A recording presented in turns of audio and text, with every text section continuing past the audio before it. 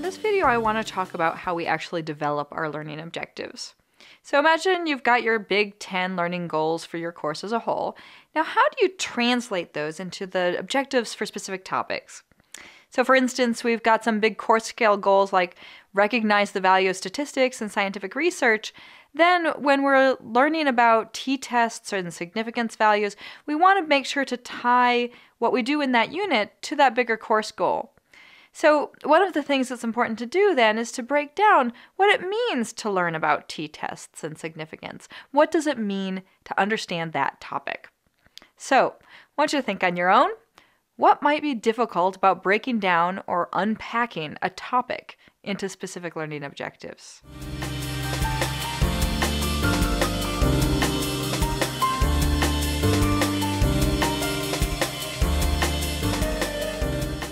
Hi, I'm Steve Pollack. I'm a physics professor engaged in research in the field of physics education. A manifestation of that difficulty with articulating learning goals is I usually find myself first writing the student should understand Newton's law. Saying the student should understand is immediately, it's a flag. When I write that down, it's a flag for me that, oh, that's not really a learning goal. That's a vague statement of an idea that I want. I know it. I know Newton's second law, and it's somehow become compiled for me. So it's just, there's a whole bunch of different elements, and separating them out into the pieces that build it up is not always intuitive for me anymore. So one of the difficult parts of taking apart a learning goal and developing smaller learning goals is that as experts, we've forgotten what it's like to learn at these lower levels. We've forgotten the steps that we went through to go from these kind of more basic understandings to a more expert understanding. And so often what we do is we skip the steps.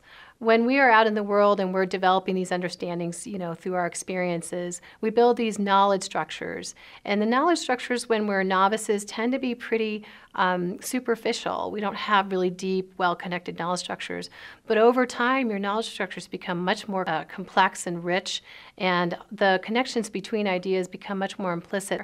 So when you're breaking down a learning goal, it's hard to remember where are students at with this idea? What kind of knowledge and experience do they have around this idea that they can build from to be able to move to this more expert understanding? So this is the idea of expert blindness, that sometimes we know something too well, and it's hard to remember how we learned it.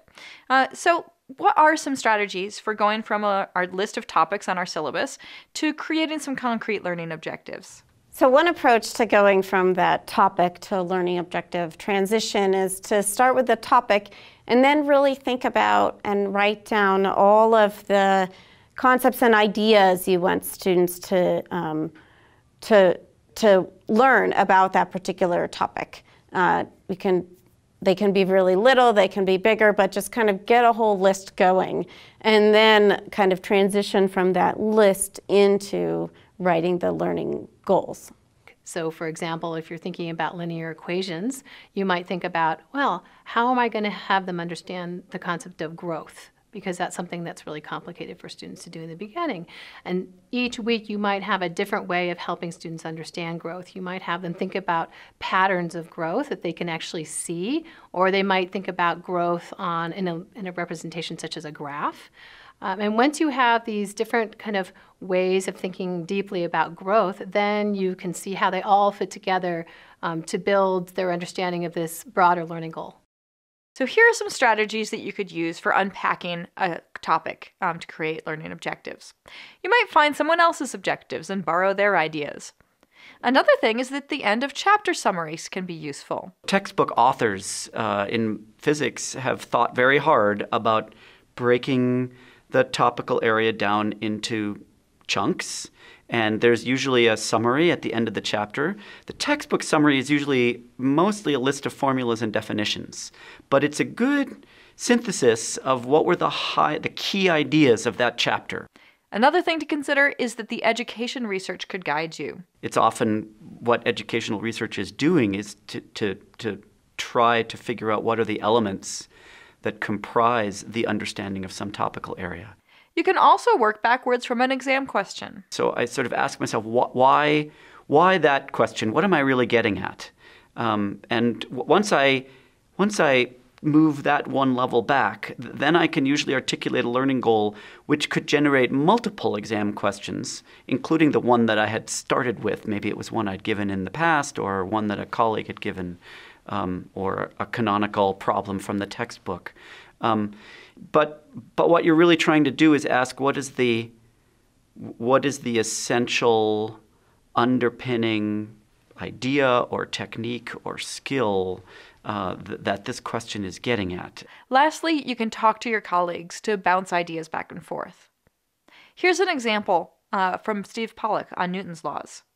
So as a concrete example, I'm teaching, there's a chapter on Newton's laws in the textbook. It's a big topic in introductory physics, and the formula in the back of the book is F equals ma, or maybe F net equals ma.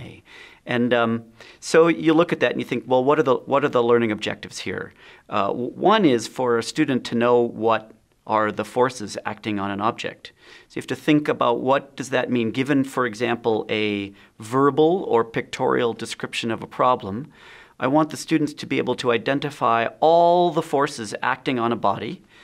They need to decide what is the relevant body, because sometimes you have multiple objects interacting. So I want the student to be able to choose the relevant object and then identify all the relevant forces acting on it. I want them to be able to draw a picture, a representation. It's called a free body diagram. So these are all concrete skills, and they're all part of F equals ma, but they're the subparts, and I would like for them to be able to do those independently, and they are the essential skills required to solve any problem involving F net equals ma. So now I want you to think on your own again. What's a topic you've taught? What goes into learning that topic? What are the component ideas and things that a student needs to do in order to be expert in that topic?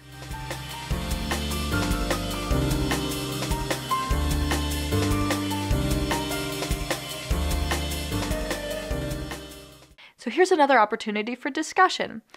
Once you've got some ideas about what goes into a topic, work together with someone else to further refine your ideas about the deconstruction of that topic.